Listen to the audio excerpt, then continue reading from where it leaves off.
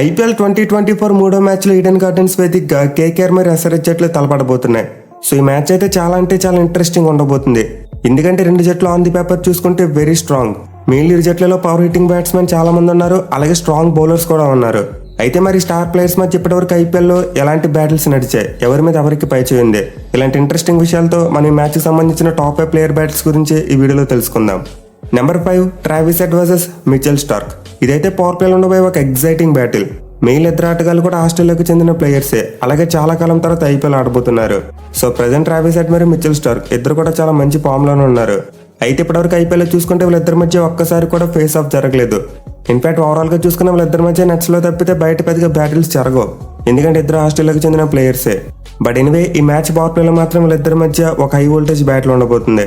మరి ముఖ్యంగా వీళ్ళిద్దరు లెఫ్ట్ హ్యాండెడ్సే కాబట్టి ఖచ్చితంగా మనం ఒక నెక్ టు నెక్ బ్యాటిల్ చూడొచ్చు. Number 4 Rinku Singh versus T Natarajan. ఇదైతే డెత్ ఓవర్స్ లో ఉండబోయే ఒక సూపర్ డూపర్ బ్యాటిల్. మరి ముఖ్యంగా ప్రజెంట్ రింకు సింగ్ ఎలాంటి ఫామ్ లో ఉన్నాడో నేనైతే ప్రత్యేకంగా చెప్పనవసరం లేదు.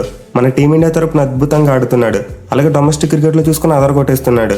అదే టీ నటరాజన్ చూసుకుంటే తన ప్రైమ్ ఫామ్ లో లేకపోయినప్పటికీ పర్లేదు, అతను కూడా చాలా మంచి quality bowler. Mainly death overs లో చాలా మంచిగా బౌలింగ్ చేస్తాడు. సో వీళ్ళిద్దరి మధ్య ఇప్పటివరకు ఐపీఎల్ బ్యాటిల్ చూసుకుంటే నువ్వా నేను అన్నట్టు సాగిందే. 3 ఇన్నింగ్స్ లో 20 బాల్స్ ఆడిన రింకు సింగ్ 34 పరుగులు చేశాడు. బట్ ఈ 3 ఇన్నింగ్స్ లో నటరాజన్ రింకు సింగ్ ను 2 టైమ్స్ అవుట్ చేశాడు. సో స్ట్రైక్ రేట్ పరంగా చూసుకుంటే రింకు సింగ్ డెఫినెట్లీ నట్టు మీద అటాక్ చేస్తున్నాడు. అట్ ది సేమ్ టైం అలా అటాక్ చేసే టైంలోనే అతను బౌలింగ్ లో అవుట్ కూడా అవుతున్నాడు. దీనివల్ల వీళ్ళిద్దరి మధ్య బ్యాటిల్ ఇప్పుడు కూడా నువ్వా నేను అన్నట్టు సాగుతుంది. చూడాలి మరి ఈసారి వీళ్ళిద్దరిలో ఎవరు పై చేసి సాధిస్తారనేది. Number 3 Andrew Russell versus Mayank Markande. ఇదైతే ఈ మ్యాచ్ లో ఉండబోయే చాలా ఇంట్రెస్టింగ్ బ్యాటిల్.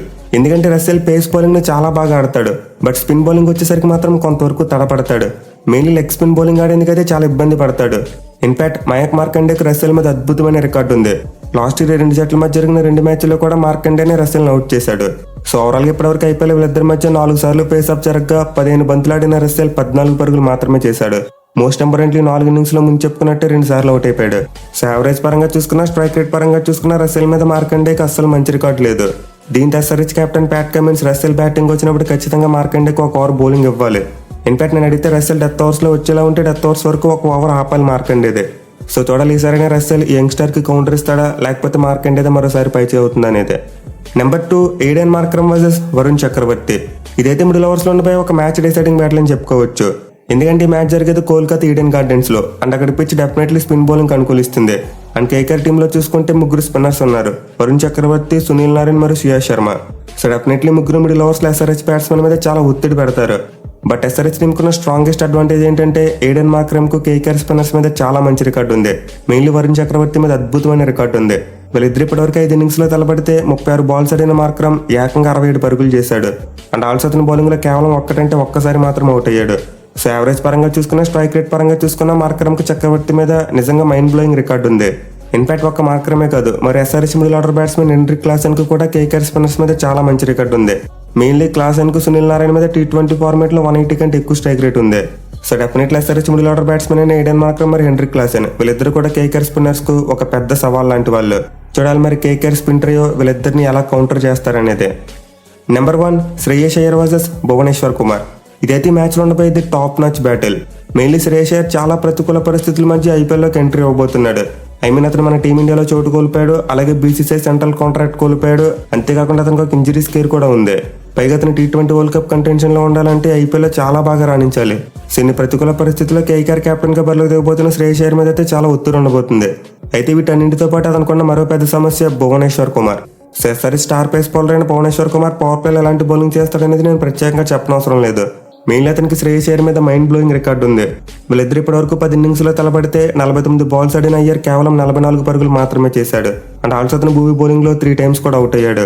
సో యావరేజ్ పరంగా చూసుకున్నా, స్ట్రైక్ రేట్ పరంగా చూసుకున్నా శ్రేయస్ అయ్యర్ కు భూమి మీద అస్సలు మంచి రికార్డు లేదు. మెయిన్లీ స్ట్రైక్ రేట్ చూసుకుంటే బిలో 90 ఉంది. So SRH captain Pat Cummins కూడా ఈ మ్యాచ్ అప్పుడు మైండ్ లో పెట్టుకోవాలి. శ్రేయస్ అయ్యర్ బ్యాటింగ్ వచ్చినప్పుడు భూమికి ఒక ఓవర్ ఇవ్వాలి. అలా కాకుండా ప్యాట్ కమిన్స్ బౌన్సర్స్ వేద్దామని చెప్పి హిమ్సెల్ఫ్ బౌలింగ్ చేస్తే మేబీ శ్రేయస్ అయ్యర్ కొట్టొచ్చు. ఎందుకంటే భూమితో కంపేర్ చేసుకుంటే అయ్యర్ కు ప్యాట్ కమిన్స్ మీద చాలా మెరుగైన రికార్డు ఉంది. సో ఫస్ట్ శ్రేయస్ అయ్యర్ తో పాటు కేకేఆర్ టాప్ ఆర్డర్ కు భువనేశ్వర్ కుమార్ ఒక అతిపెద్ద అగ్ని పరీక్ష.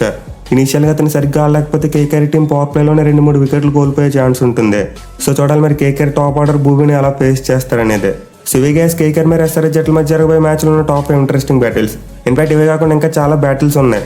ఎందుకంటే వీడియో స్టార్టింగ్ లో చెప్పుకున్నట్టు రెండు జట్లలో కూడా చాలా మంది స్టార్ ప్లేయర్స్ ఉన్నారు. So Pat Cummins versus Phil Salt ఒక మంచి బ్యాటిల్ అవుతుంది. అలాగే Rahul Tripathi versus KKR spinners కూడా చాలా మంచి బ్యాటిల్ ఉండబోతుంది. మెయిన్లీ త్రిపాఠికి సునీల్ నారాయణ మీద ఎక్సలెంట్ రికార్డు ఉంది. సో ఓవరాల్ గా చూసుకుంటే మ్యాచ్ లో బోల్డ్ అండ్ ఇంట్రెస్టింగ్ బ్యాటిల్స్ ఉన్నాయి. మరి మీరు ఏ బ్యాటిల్ కోసం మోస్ట్ ఎక్సైటింగ్ గా వెయిట్ చేస్తున్నారనేది కింద కామెంట్ చేయండి. Thank you for watching. Have a nice day.